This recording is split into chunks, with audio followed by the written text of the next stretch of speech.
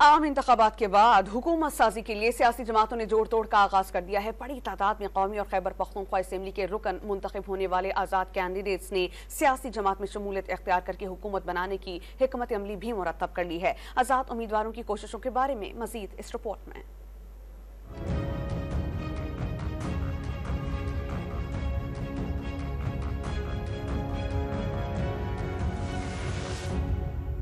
वफाक और खैबर पख्तूनख्वा में अक्सरियत हासिल करने वाले आजाद उम्मीदवारों ने हुकूमत बनाने की हिकमत अमली बना ली। मुबैना तौर पर आजाद उम्मीदवार कौमी असम्बली में मजलिस वहदत मुस्लिमीन और खैबर पख्तूनख्वा असम्बली में JUI शीरानी ग्रुप में शामिल होकर हुकूमत साजी की कोशिश करेंगे। तजियाकारों के मुताबिक सियासी जमात का हिस्सा बनकर आजाद उम्मीदवार कौमी और सूबाई असम्बली में खवातीन और अकलियतों की मखसूस नशिस्तों का कोटा भी हासिल कर सकेंगे। तहरीक इंसाफ के हमायत याफ्ता जो है वो फैसला कर रहे हैं, वो ऐसी जमात में वो शमूलियत इख्तियार करेंगे जो इलेक्शन कमीशन के यहाँ भी रजिस्टर्ड है और उनको इंतखाबी निशान भी हासिल किया हुआ है।